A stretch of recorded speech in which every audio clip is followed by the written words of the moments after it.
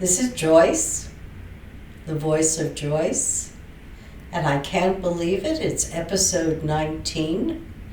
Though I do have a planned discussion, I can't help talking about COVID-19 and asking everyone not to panic, just do what's appropriate so that you can be safe and your families can be safe. Make sure to have extra tissues with you, latex gloves if necessary if you're in crowds.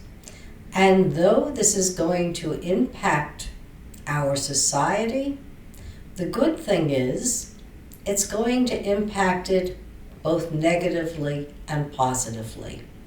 They're already seeing a decrease in pollution in China. Whether this will have long-lasting effects, none of us knows.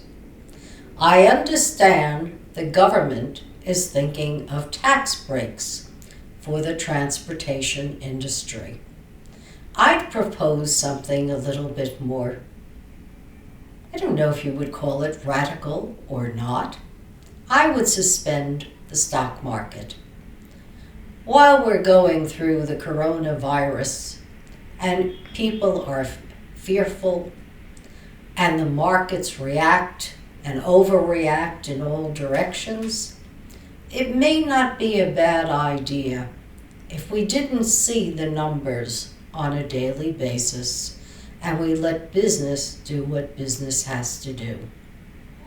And we also think of the people in the middle class and the lower classes who may not have any insurance and may want to go to work in spite of the fact that they're ill, which will only contribute to further infections of the disease. There should be some money for those people, some sick leave that they can rely on. Lord knows, if we have the cash that we can suspend taxes for big business, we should be able to bail out those in need. And when I think about bailing out those in need, let me remind everyone that this month is Women's History Month. And accordingly, many people across the globe are taking this very seriously. Women count. Women do the same work as men, and yet in many countries like the UK, we already know that they can work on average 63 days for free. They're not getting paid the same as a male counterpart who does the same work and has the same credentials. There's no enforcement. There is transparency now in many countries, as well as in the Scandinavian countries, of pay scales wherever people work, so that you can actually look at your co-workers' pay and decide if you're in the right range before asking or negotiating for a pay raise. Unfortunately, in Great Britain, you might find that transparency, but there's no enforcement if nobody has a fine or an incentive to actually give you the raise in pay that you deserve. I've included slides on this talk of what's happening here in America. Women's pay can be anywhere from 30% below a coworker with equal qualifications to as high as maybe 85% of an equal coworker.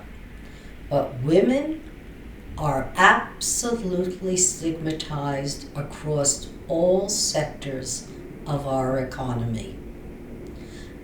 If they're in finance and insurance, they are absolutely making the least amount of money.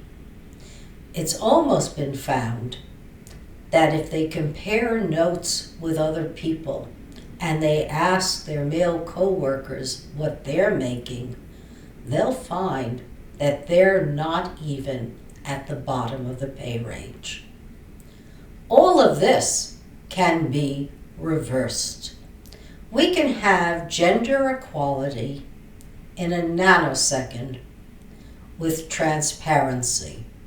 We can also have it if somebody wrote an executive order and said, if you have 100 people or more in your organization and you work for the federal government, you must publish the bands of salary for each pay grade. And if you are not in compliance, the federal government could then impose a fine. If there's enforcement, you will find that there will be equality. Nobody does anything on their own or with self-regulation. But it doesn't need to be that way. It can be very simple. It's not punitive. It just means that women who work for a living and have probably more than one job are entitled to be paid for their work, just like anybody else. And so this is Women's Awareness Month. In Chile, they're taking to the streets on Sunday. I think it's Saturday, not Sunday. And they hope to have 1 million women marching for equality, against unaffordable housing, and for social justice. And that should be on all of our minds all the time, to have a just society, a society that cares about our people, not just looking at the GDP or the latest stock market numbers, but a society that cares whether or not we have an adequate happiness quotient. Don't people deserve to be happy? Don't we deserve to have pay with dignity and respect?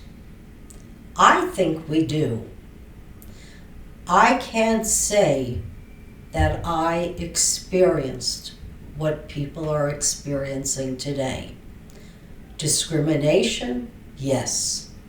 But in terms of pay, since I was the only woman in most of the multinationals that I worked at, I really was well paid. And I know it. And when I worked for Bankers Trust, I didn't make the leap to Bankers Trust unless Bankers Trust agreed to my salary requirements. Unfortunately today, even speaking about pay in the workplace is banned. People have been fired for comparing salary notes with co-workers or asking to renegotiate their wages. That isn't fair, nor is it right. As a small businesswoman with anywhere from 10 to 25 mechanics and office workers working for me, I would negotiate pay salaries with my mechanics. I felt that was the fair thing to do. And I knew that based on what I was going to charge my customer, I was still going to make a good living, my customer was going to make a profit, and my people who worked for me were able to pay their bills on time. We had, I think, a happiness quotient. And that, to me, is what we should strive for in America. I don't like reading about diseases of despair. I don't like to think about income inequality when I know that there are solutions to all of our problems. So take heart, there are solutions.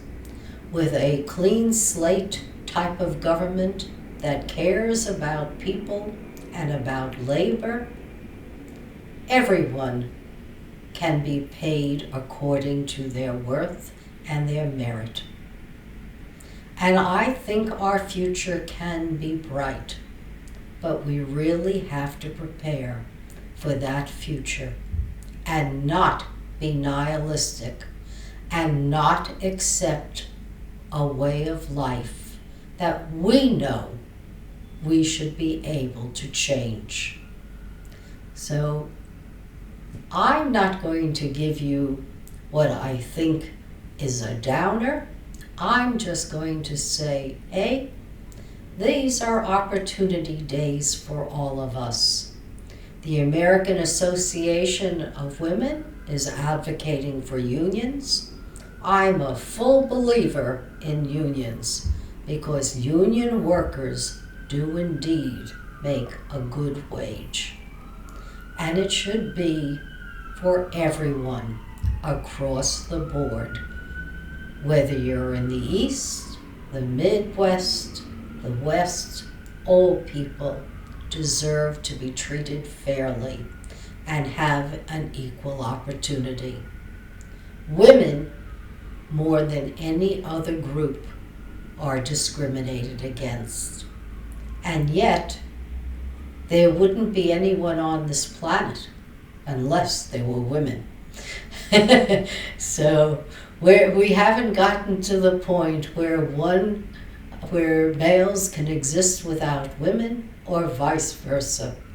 So give us a chance, give us respect, and give us pay that says, just like it does for any man, this is what we think you're worth, and we hope you appreciate the salary as well. Treat us fairly, because knowing most of us, we give 110%. When we're happy, production goes up, profits go up, maybe the CEO's salary goes down a little. But you know what? I think that's a fair price to pay for everyone bridging the gender gap or whatever gap there is. I'm for solutions. I hope you enjoyed the discussion. Don't worry about the virus. There are the good sides, which is pollution control. And unfortunately, according to the epidemiologists, this is probably like the weather, not a one-off occurrence. COVID-19 is already mutating. As we warm the planet, we will expect more viruses. The way to be safe is to have people working on solutions all the time.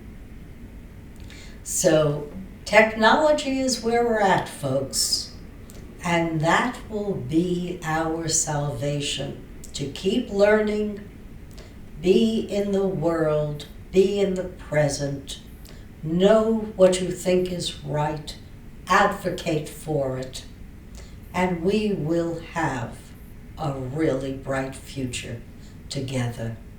God bless you all. Thanks for listening. Contact me, ask me any questions at thevoiceofjoyce@earthlink.net. Thank you for listening.